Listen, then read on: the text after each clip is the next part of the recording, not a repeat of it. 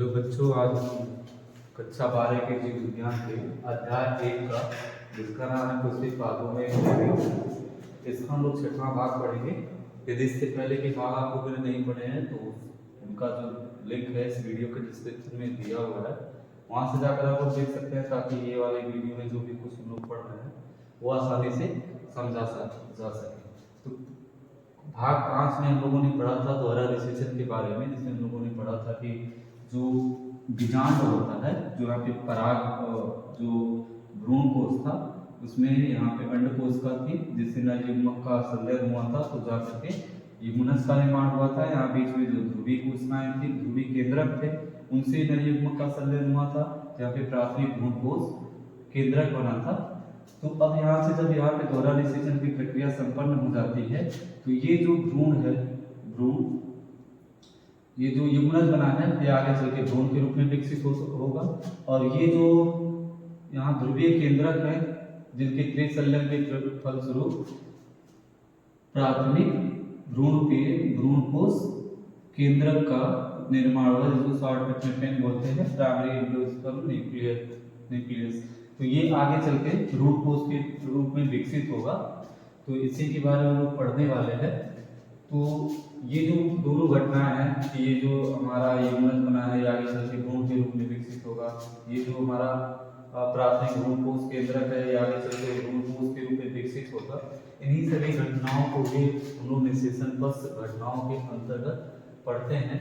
तो दोहरा निषेचन के बाद बीजांड के परिपक्व होकर बीज में बदलने और अंडाशय के परिपक्व होकर फल में बदलने की जो जितनी सारी क्रियाएं हैं, उनको सामूहिक रूप से निषेचन पश्च घटना के नाम से जाना जाता है। यह निषेचन पश्च, इसमें जितनी भी संरचनाएं हैं वो निषेचन पश्च संरचना में हम लोग उसको पढ़ेंगे, और जो घटनाएं होंगी उसको निषेचन पश्च घटना में पढ़ेंगे कि कौन कौन सी घटनाएं होती हैं। तो ये था भ्रूण कोश की संरचना, जिसमें ये बना था हमारा प्राथमिक भ्रूण कोश केंद्र और ये बना था हमारा युग्मनज। अब ये जो प्राथमिक भ्रूण कोश केंद्रक है, ये बड़ी वाली कोशिका है, ठीक है, उसके अंतर्गत ये सेल है। इस बड़ी वाली कोशिका को कहते हैं प्राथमिक भ्रूण कोशिका, या इसको अंग्रेजी में कहते हैं पीईसी, प्राइमरी एंडोस्पर्म सेल। तो इसको बोलते हैं। ये आगे चल करके भ्रूण कोश के रूप में विकसित होती है, और जो ये युग्मनज है ये आगे चल करके भ्रूण के रूप में विकसित होता है। जो दोनों ये पूरी तरह से जो संरचना है भ्रूण कोश, ये आगे चल के फल में बीज का निर्माण करते हैं, और जो अंडाशय होता है वो आगे चल के फल का निर्माण करता है। तो यहाँ हम लोग पढ़ने वाले सबसे पहले भ्रूण कोश एंडोस्पर्म। तो दोहरे निषेचन के बाद जो प्राथमिक भ्रूण कोशिका, ये बड़ी वाली कोशिका है, ठीक है, बड़ी वाली कोशिका बार बार विभाजन करती है, और विभाजन करके कोशिकाओं का एक समूह बनाती है, जिसको कहा जाता है त्रिगुणित भ्रूण कोश ऊतक। अब इन ऊतक की कोशिकाओं में खास बात ये होता है कि इन ऊतक की कोशिकाओं में खाद्य भंडार संरक्षित होता है। जो ये युग्मनज, जो यहाँ युग्मनज से भ्रूण विकसित होगा, उसको ये कोशिकाएं पोषण प्रदान करने का काम करती है। तो जो प्राथमिक भ्रूण कोश केंद्रक था, वो अगर हम लोग भ्रूण कोश के विकास के बारे में पढ़ते हैं कि किस तरह से भ्रूण कोश जो है प्राथमिक भ्रूण कोश केंद्रक से विकसित होता है, तो उसमें हम लोग पढ़ेंगे। तो हम लोग देखेंगे कि जो सर्वाधिक सामान्य प्रकार का प्राथमिक भ्रूण कोश केंद्रक है, यहाँ पे जो बना हुआ है, एक इसमें केंद्रक विभाजन होता है, और एक केंद्रक से बहुत सारे केंद्रक इस तरह से बन जाते हैं, जो पूरी प्राथमिक भ्रूण कोश कोशिका में फैल जाते हैं। ये विभाजन जो होता है केवल केंद्रक में होता है, पूरी कोशिका में नहीं होता। ये हमारी जो सेल है, ये युग्मनज, ये अलग रहती है, और जो इसका प्राथमिक भ्रूण कोश कोशिका का केंद्रक था वो डिवाइड होकर कई बार उसमें विभाजन होता है। इस तरह से इसमें असंख्य जो है केंद्रक बन जाते हैं, और भ्रूण कोश की इस अवस्था को मुक्त केंद्र की भ्रूण कोश कहा जाता है, क्योंकि इसमें केवल केंद्रक ही होते हैं, सेल्स नहीं होती है। अब इसके बाद तो इसको मुक्त केंद्र की भ्रूण कोश कहा जाता है, और ये युग्मनज जो यहाँ पे आगे भ्रूण में विकसित होने वाला है, उसको पोषण प्रदान करने के लिए इस बड़ी वाली कोशिका में भरपूर मात्रा में खाद्य भंडार आरक्षित होते हैं, जो उसको पोषण प्रदान करते हैं विकसित होने के लिए। अब फिर बाद में क्या होता है कि ये जब इसके अगले विकास चरण में जब इसी ये जो केंद्रक बने हैं, जब इनके चारों तरफ कोशिका भित्ति का निर्माण हो जाता है, तब जो भ्रूणपोष है उसको कोशिकीय भ्रूणपोष कहा जाता है, कोशिकीय भ्रूणपोष कहा जाता है। तो ये कोशिकीय भ्रूणपोष बन गया जब प्रत्येक केंद्रक के चारों तरफ कोशिका भित्ति का निर्माण हो गया, तब ये बन गया कोशिकीय भ्रूणपोष। अब इसमें उदाहरण अगर हम लोग देखें तो जैसे नारियल देखे हैं, तो नारियल में जो कच्चा नारियल का पानी है वो कुछ नहीं बल्कि मुक्त केंद्रीय भ्रूणपोष है, और उसके आसपास जो सफेद गुदा लगा हुआ है, सफेद गुदा जिसको मलाई वगैरह कहते हैं, कच्चे नारियल में होता है, वो उसका कोशिकीय भ्रूणपोष है, जो केवल और केवल विकासशील भ्रूण को पोषण प्रदान करने के लिए लगा होता है। और इस जो भ्रूणपोष है इसमें सभी तत्व जो इस युग्मनज के विकास के लिए आवश्यक होते हैं, सभी तत्व उसमें उपस्थित होते हैं, इसलिए नारियल के पानी को पिया जाता है। नेक्स्ट बात करते हैं कि कुछ पादप ऐसे हैं कि जिनमें ये जो भ्रूणपोष जब भ्रूण विकसित हो रहा होता है, तो क्या करता है कि जितना भ्रूणपोष उसमें है उसको पूरी तरह उपयोग कर लेता है। यानी ऐसे पादप के जब बीज जो है परिपक्व हो जाते हैं तो उसमें भ्रूणपोष का कोई भी अंश मात्र नहीं बचता है। जबकि कुछ पादपों में ऐसा होता है, तो यहाँ पर अगर उदाहरण देखें मटर, मूंगफली से, इन पादपों में जब इन पादपों के बीज जो है पूरी तरह से परिपक्व हो जाते हैं, तो इनमें कोई भी भ्रूणपोष का कोई भी भाग शेष नहीं रह जाता है, क्योंकि भ्रूण द्वारा उपभोग कर लिया जाता है। लेकिन कुछ पादप ऐसे हैं जिनमें जब भ्रूण विकसित होता है तो उसमें भ्रूणपोष पूरी तरह से उपभोग तो नहीं हो पाता है, इसलिए उसमें भ्रूणपोष का कुछ भाग बाकी रह जाता है, जिससे बीज जो है जब अंकुरित होता है तब वहां से उस खाद्य पदार्थ का उपयोग करता है ऊर्जा बनाने के लिए, या फिर आगे की जो विकास की प्रक्रिया है उसके लिए ऊर्जा लेने के लिए। इसके उदाहरण में अरंडी और नारियल। तो नारियल में भी हम लोग देखें कि उसका भ्रूणपोष जो है वो बचा रह जाता है और उसका उपयोग बीज अंकुरण के समय ही किया जाता है। नेक्स्ट पार्ट पढ़ते हैं भ्रूण कहाँ से विकसित हुआ? जो युग्मनज था, युग्मनज जो बना था, युग्मनज कहाँ पे बना था? बीजांड द्वारी सिरे पर युग्मनज बना था, और यो युग्मनज आगे चल के किस में विकसित हो रहा है? भ्रूण में विकसित हो रहा है। तो चूंकि युग्मनज कहाँ पे था हमारा? बीजांड द्वारी सिरे पे, इसलिए भ्रूण भी हमारा बीजांड द्वारी सिरे पर ही विकसित होता है। अधिकतर पादपों में ऐसा देखा गया है कि युग्मनज आगे की विकास की प्रक्रिया तभी शुरू होती है कि जब भ्रूणपोष एक निश्चित सीमा तक विकसित हो जाता है। भ्रूणपोष विकसित होने का मतलब ये है कि जब भ्रूणपोष विकसित हो जाएगा तो जो आगे जो युग्मनज वृद्धि करके भ्रूण में परिवर्तित होने वाला है, तो उसके लिए ये पोषण प्रदान कराना शुरू कर देते हैं। तो ये पादपों में एक तरह की अनुकूलता है कि जो युग्मनज वृद्धि करके विकास करके भ्रूण में बदल रहा है, उसको पहले से ही पोषण देने की तैयारी हो जाती है, और वो पोषण कौन प्रदान करता है? भ्रूणपोष प्रदान करता है। तो जो भ्रूण विकास की जो है युग्मनज से जो भ्रूण के विकास की जो प्रक्रिया है वो एक बीजपत्री पादपों या द्विबीजपत्री पादपों में दोनों में लगभग समान होती है। पहले जो युग्मनज है वो एक प्राक भ्रूण के रूप में वृद्धि करता है, और इसके सापेक्ष उसको गोलाकार, वृत्ताकार और परिपक्व भ्रूण में धीरे धीरे वृद्धि करता हुआ पहुंच जाता है। तो हम लोग यहाँ पे भ्रूण में पढ़ेंगे तो जो एक बीजपत्री द्विबीजपत्री के भ्रूण होते हैं उनको दोनों को अलग अलग उनके बारे में हम लोग पढ़ेंगे। थोड़ा बहुत अंतर होता है एक बीजपत्री और द्विबीजपत्री भ्रूण में। तो यहाँ पे हम लोग जो देख रहे हैं वो एक है द्विबीजपत्री भ्रूण। इसमें क्या होता है कि एक समान द्विबीजपत्री एक भ्रूणी अक्ष होती है, ये भ्रूणी अक्ष हो गई, भ्रूणी अक्ष हो गई, और इसमें दो बीजपत्र लगे होते हैं। एक बीजपत्र ये है, दूसरा बीजपत्र ये है, ये हो गया, ये भ्रूणी अक्ष हो गई, और दो इसमें बीजपत्र लगे होते हैं, इसलिए इसका नाम है दो बीजपत्री है, मतलब इसमें दो बीजपत्र होते हैं। अब जो बीजपत्र के स्तर से ऊपर, तो ये बीजपत्र है, इसके स्तर से ऊपर ये वाला पार्ट जहाँ पे ये टच किया हुआ है, इसके ऊपर भ्रूणीय अक्ष की प्रोटीन बीज पत्रोपरिक होती है। ये वाला पार्ट जो ये जस्ट ये जो परत है ऊपर, ये बीज पत्रोपरिक होती है, जो प्रांकुर या स्तंभ सिरे पर समाप्त होती है। तो ये प्रांकुर सिरा है, यहाँ से ये बीज पत्रोपरिक जो है इसी पे समाप्त हो जाता है, वही उसका अंतिम सिरा होता है। फिर बीज पत्राधार में बीज पत्रों के स्तर से नीचे बेलनाकार प्रोटीन लगी होती है, बेलनाकार प्रोटीन लगी होती है, जो कि मूलांक सिरा या मूलज के शीर्षार्थ पर यहाँ पे समाप्त हो रही होती है, ये समाप्त हो रही होती है। और ये जो इसका बेलनाकार सिरा है एक ढक्कन नुमा संरचना से ढका होता है, जिसको मूल को या इंग्लिश में रूट कैप कहते हैं। यह जो यहाँ से मूलांकुर यही से पातों में जो मूल वृद्धि होती है, मतलब जड़ वृद्धि करता हुआ यही से निकलता है, तो उसको सुरक्षा प्रदान करने की वजह से वहाँ पे एक कैप लगा होता है, जो विकसित जड़ को सुरक्षा प्रदान करता है। नेक्स्ट हम लोग बात करते हैं एक बीजपत्री भ्रूण की। तो यहाँ पे हम लोग देख सकते हैं कि ये एक बीजपत्री भ्रूण है। अब एक बीजपत्री एक सामान्य एक बीजपत्री भ्रूण में केवल एक ही बीजपत्र होता है, यहाँ पे ये बीजपत्र है। और घास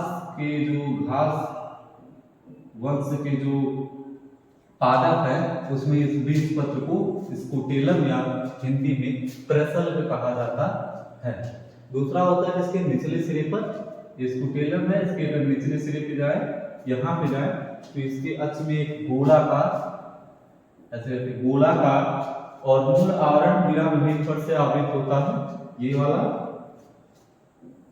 पार्ट ये आवृत, इसको ढका हुआ है, और इस पार्ट को कहते हैं मूलांकुर चोल। चोल का मतलब होता है कुछ, मतलब जैसे ढकने वाला, इसको चोल कहते हैं। तो ये मूलांकुर, क्योंकि मूलांकुर को ढका हुआ है इसलिए इसको कहते हैं मूलांकुर चोल। और यहाँ पर भी मूलांकुर जो है उसके नीचे जस्ट द्विबीजपत्री पात्र जैसे इसमें भी मूल गोप लगे होते हैं।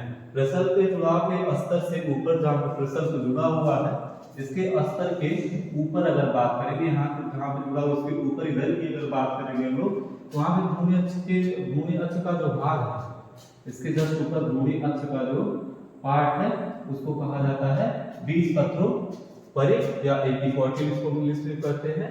नेक्स्ट पार्ट होता है बीजपत्रोपरिक में प्रेरोशीर्ष तथा कुछ यहाँ पे प्रेरोशीर्ष तथा यहाँ पे कुछ आदिकालीन पर्ण होते हैं, छोटी छोटी पत्तियां होती है, जो एक खोखले, यहाँ पे ऐसे अगर हम देखेंगे इसको, यहाँ पे देख सकते हैं, तो ये खोखला पार्ट होता है जो ऊपर से ढका होता है।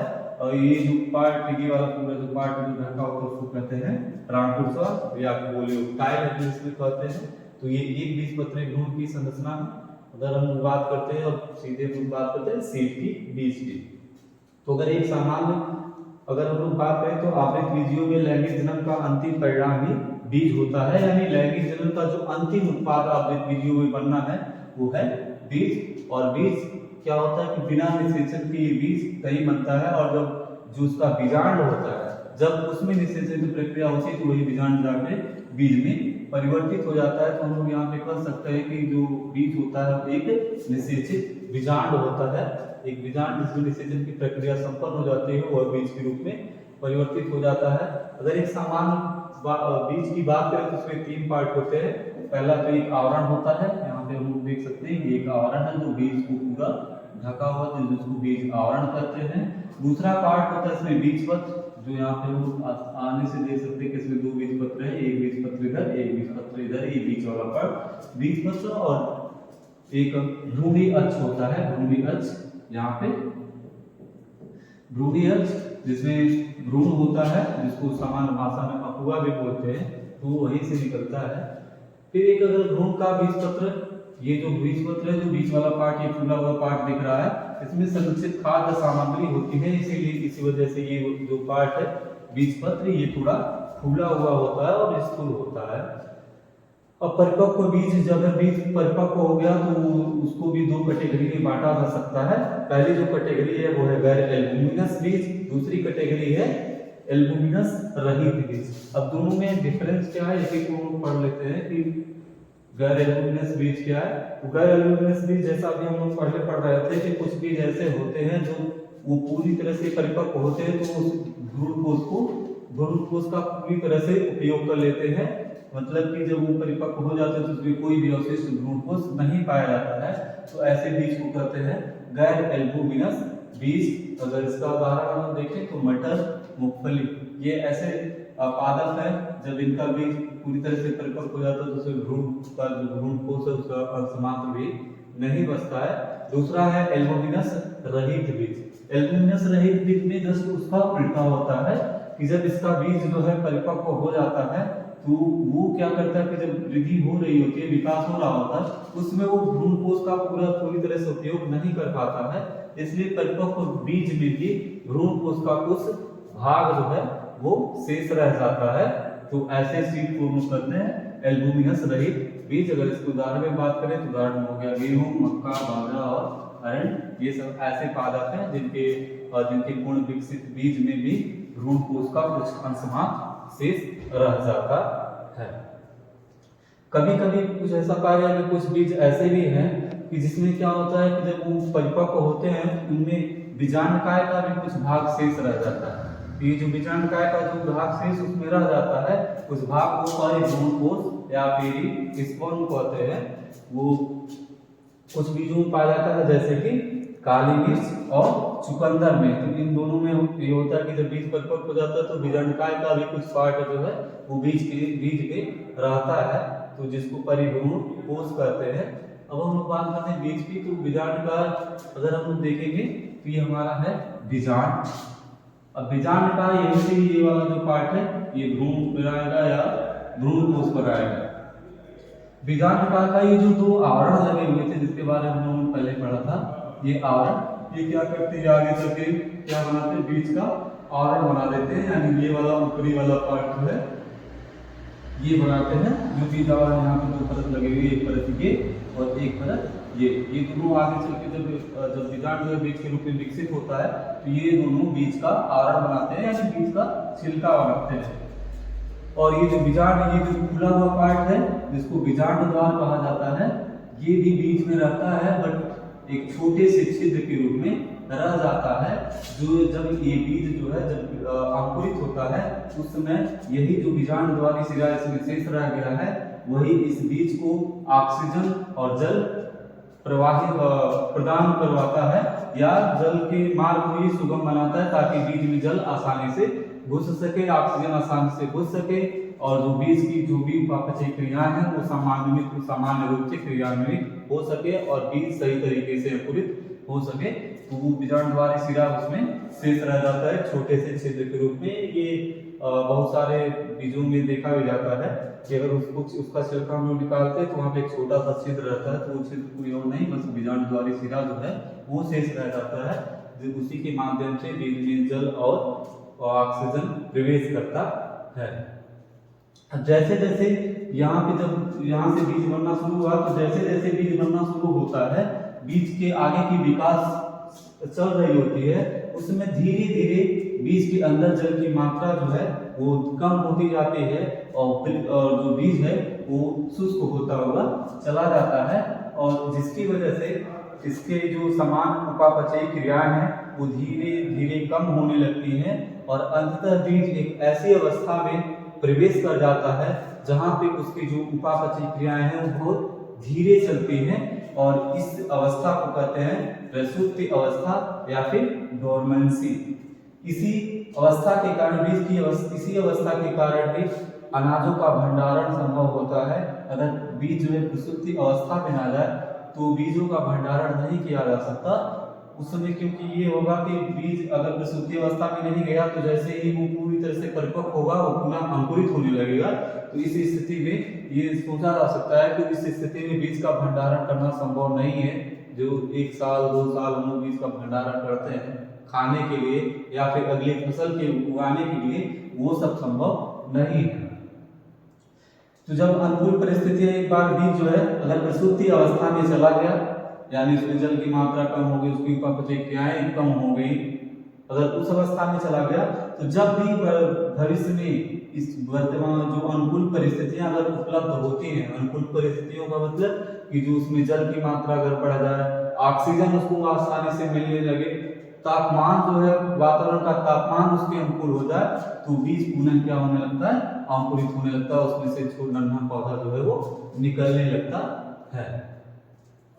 अब दूसरी बात हम लोग पढ़ते हैं कि ये जो बीजांड है, ये पूरा हम लोग देख रहे हैं, ये जब परिपक्व होगा तो क्या बनाएगा, ये बीज बनाएगा, बीज बनाएगा, बीज के रूप में विकसित हो जाएगा।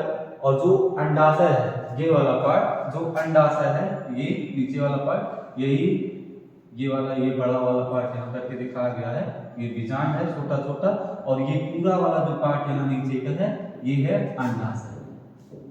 अब ये जब बीजांड जब वो फल के रूप में विकसित होने लगेगा, उसी समय ये जो अंडाशय है, बीजांड जब बीज के रूप में विकसित होने लगेगा, उसी समय ये जो अंडाशय है, ये भी किसके रूप में, फल के रूप में विकसित होना शुरू हो जाता है। यानी बीजांड जो है वो विकसित होगा तो वो बीज बनाएगा, और जब अंडाशय विकसित होगा तो वो फल बनाएगा। और जो ये अंडाशय की ये दीवार दिख रही है, ये वाली दीवार, ये जब ये अंडाशय पूरी तरह से परिपक्व हो जाएगा तो ये फल का छिलका बनाएगा, जिसको फल भित्ति या पेरिकार्प कहा जाता है। तो अंडाशय की भित्ति जो है वो फल की भित्ति बनाती है, जिसे पेरिकार्प या फिर फल भित्ति कहते हैं। अब हम लोग पढ़ते हैं कि नहीं फल कितने तरह के होते हैं। तो फल कुछ 3 तरह के होते हैं। यहाँ पर हम पहला देख सकते हैं आभासी फल, यथार्थ या वास्तविक फल, दूसरा है अनिश्चित, तीसरा अनिश्चित जनित फल। अब एक एक पढ़ते हैं। आभासी फल किसे कहते हैं, तो अभी हम लोगों ने पढ़ा कि फल अंडाशय से विकसित होता है, ठीक है, फल जो है वो अंडाशय से विकसित होता है। लेकिन कुछ पात्रों में ऐसा होता है कि फल के विकास में केवल अंडाशय ही नहीं बल्कि पुष्प के अन्य भाग भी महत्वपूर्ण भूमिका निभाते हैं, तब जाकर के एक फूल बनता है और फल बनता है। तो ऐसे फलों को कहते हैं आभासी फल। सिंपल सा है कि यदि फल की रचना में अंडाशय के अतिरिक्त फल के अन्य भाग भी भागीदारी करते हैं, तो इस प्रकार के फलों को हम लोग कहते हैं आभासी फल। इसके उदाहरण में सेब, रसभरी, अखरोट, ये 3 उदाहरण। यथार्थ और वास्तविक फल कहेंगे तब कहेंगे जब फल का निर्माण केवल और केवल अंडाशय से होगा, तब ऐसे फल को यथार्थ या वास्तविक फल कहा जाएगा। इसका उदाहरण हो गया आम। और तीसरा है अनिषेक जनित फल। तो अभी हम लोगों ने पढ़ा कि फल का विकास तभी होगा जब बीजांड निषेचित होगा, तभी फल का निर्माण जो है वो होता है। लेकिन कुछ पात्रों में फल का निर्माण बिना निषेचन के हो जाता है, तो ऐसे फल को कहते हैं अनिषेक जनित फल। इसका बहुत बढ़िया उदाहरण है केला। अनिषेक जनित फलों की सबसे खास बात यह है कि इनमें बीज नहीं पाया जाता है, इनमें सीड नहीं होता है। जैसे केले में है उसमें भी सीड नहीं पाया जाता है। तो अनिषेक जनित जो अनिषेक फलन जो है, इसको बहुत सारे हार्मोनों की सहायता से भी इसको जो यथार्थ या वास्तविक फल है या फिर जो आभासी फल है, इनमें भी इनको भी अनिषेक जनित फल के फल में अनिषेक जनन के द्वारा इनको भी फल के रूप में विकसित किया जा सकता है। वो सब हार्मोन्स की सहायता से किया जा सकता है। ये कि जो मतलब हार्मोन्स लगते हैं फल को बनाने में या पकाने में, वो सब अगर हार्मोन्स दिए जाएं तो कोई भी चाहे वो यथार्थ या वास्तविक फल हो या फिर आभासी फल हो, उसको अनिषेक फलन द्वारा फल में विकसित किया जा सकता है। नेक्स्ट हम लोग पढ़ रहे हैं कि आवृत बीजी में भी हम लोग पढ़ रहे हैं कि बीज है, बीज का निर्माण इनमें होता है कि बहुत सारे ऐसे पादप समूह हैं जिनमें बीज का निर्माण नहीं होता है, जैसे बिसैवाल हो गया, ब्रायोफाइट, टेरिडोफाइट, इनमें सीड का निर्माण नहीं होता है। तो आखिर आवृत बीजियों को बीज के लाभ क्या है, क्या फायदा है, क्या फायदा, किस वजह से ये लोग जो है बीज विकसित करते हैं, उससे इनको क्या फायदा है। इनको पहला जो फायदा है बीज से वो है कि जैसे प्रजनन की प्रक्रिया है, जो परागण और निषेचन, ये बिना जल के भी संपन्न हो सकते हैं। परंतु जो बीज की रचना है, बीज की जो रचना है, बीज का निर्माण बिना जल के नहीं हो सकता है। तो ये एक फायदा आवृत बीजों को है कि आवृत बीज जैसे बहुत सारे पादप हैं जैसे शैवाल वगैरह है, तो ये कहीं ना कहीं जल में ही रहते हैं क्योंकि इनके पूरे जीवन लाइफ के लिए जल की आवश्यकता है। परंतु जो आवृत बीज है इनके लिए कोई जरूरी नहीं है कि पूरी लाइफ इनको जल चाहिए तभी ये रह सकते हैं। तो ये स्थल पे रह सकते हैं, स्थल पे, लेकिन उसमें ये है कि बस इनको बीज निर्माण के लिए जल की आवश्यकता है, बाकी किसी चीज के लिए इनको जल की आवश्यकता नहीं है।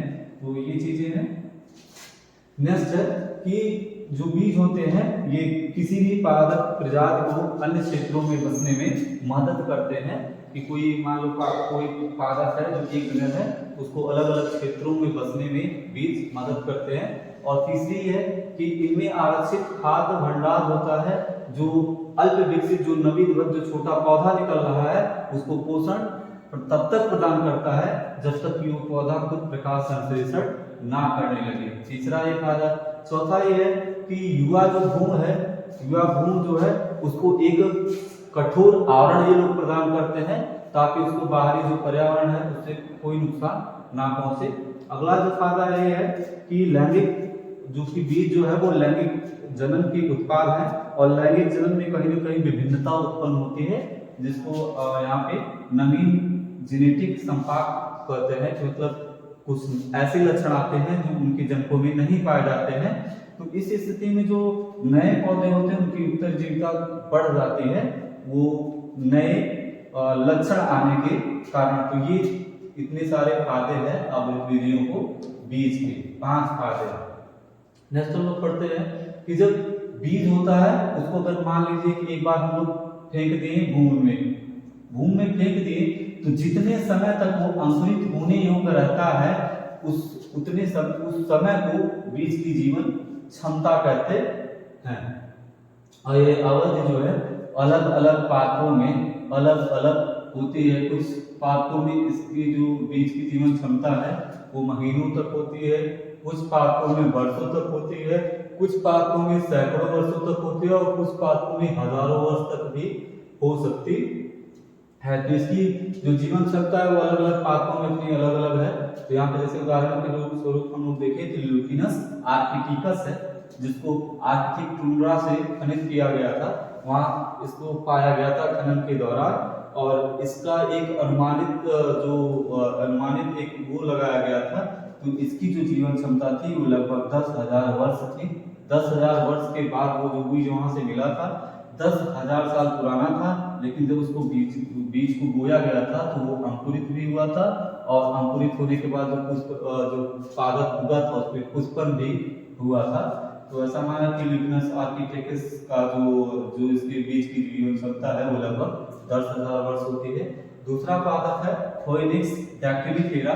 इसको मृत सागर जो रेड सागर है उसके पास जो किंग हेराल्ड का महल है उसमें पुरातत्व उनके महल के पास पुरातात्विक खुदाई के दौरान इसको पाया गया था और इसकी जो जीवन क्षमता लगभग अनुमानित की गई थी वो लगभग 2000 वर्ष है।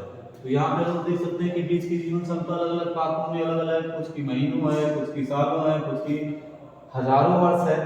तो ये जो जितने भी अलग अलग प्रजाति के पादप हैं उनके बीज की जीवन क्षमता भी अलग अलग होती है। नेक्स्ट हम लोग बात करते हैं, नेक्स्ट लास्ट टॉपिक है इस चैप्टर का असंग जनन और बहुभ्रूणता, जिसको अंग्रेजी में एपोमेक्सिस एंड पॉलीएम्ब्रियोनी कहते हैं।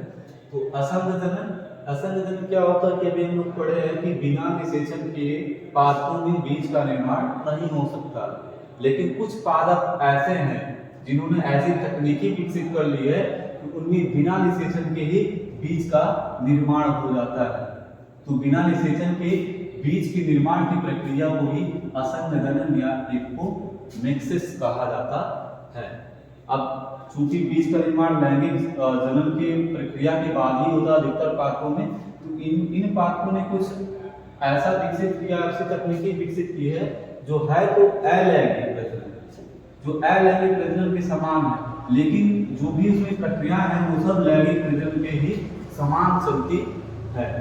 तो ये कह सकते हैं कि जो असंग जनन है वो एक अलैंगिक प्रजनन है, लेकिन ये लैंगिक प्रजनन का अनुभारक है कि इसमें जो बीज बन रहा है वो बिना निषेचन के, बिना लैंगिक प्रजनन के बन रहा है, तो ये अलैंगिक प्रजनन हो गया। लेकिन जो प्रक्रिया है वो लैंगिक जनन की प्रक्रिया के ही समान है, इसलिए लैंगिक प्रजनन का अनुहारक हो गया। उदाहरण इसका अगर हम देखें तो एस्ट्रेसिया, ये पादप है एस्ट्रेसिया, और कुछ घास वंश के जो पादप हैं उनमें कुछ में जो है ऐसा देखा गया है कि उनमें बिना रिसेप्शन के ही बीज का निर्माण हो जाता है। नेक्स्ट पार्ट है बहुभ्रूणता। अभी हम लोग पढ़ रहे थे कि एक जो बीजांड होता है, बीजांड अगर हम लोग देखे थे तो एक बीजांड देखे थे हम लोग कि यही एक यूनस था, वही आगे चल के भ्रूण बना रहा था, भ्रूण के रूप में विकसित हो रहा था। इसका मतलब ये कह सकते हैं कि जो एक बीजांड होता है उसमें केवल एक ही भ्रूण होता है, एक ही समान तौर पर एक बीजांड में एक ही भ्रूण पाया जाता है। परंतु कुछ परिस्थितियों में ऐसा होता है कि एक ही बीज के अंदर बहुत सारे भ्रूण उपस्थित होते हैं, तो इस स्थिति को कहा जाता है बहुभ्रूणता। जब एक ही बीज में एक से अधिक भ्रूण उपस्थित हो तो इस स्थिति को कहा जाता है बहुभ्रूणता। अभी कुछ में पाया जाता है, जैसे हम लोग यहाँ पे देख सकते हैं जो डेंगू वंश के कुछ पादप हैं, सिट्रस फैमिली के कुछ पादप हैं, उनमें क्या होता है कि जब भ्रूण विकसित हो रहा होता है, जब भ्रूण विकसित हो रहा होता है तो यहाँ की जो आसपास की कोशिकाएं हैं, आसपास की जो कोशिकाएं हैं, ये भ्रूण यहाँ से विकसित होगा, ठीक, इसके आसपास की जो कोशिकाएं हैं उनमें भी विभाजन होने लगता है, और विभाजन के फलस्वरूप जब ये कोशिकाएं विभाजन करने लगती हैं तो ये भी एक भ्रूण के समान ही व्यवहार करने लगती हैं, और इसी कारण एक ही बीज में बहुत सारे एक से अधिक भ्रूण जो है वो निर्मित हो जाते हैं। तो इस स्थिति को कहा जाता है बहुभ्रूणता। बस ये पूरा चैप्टर यहीं पे खत्म होता है, ठीक।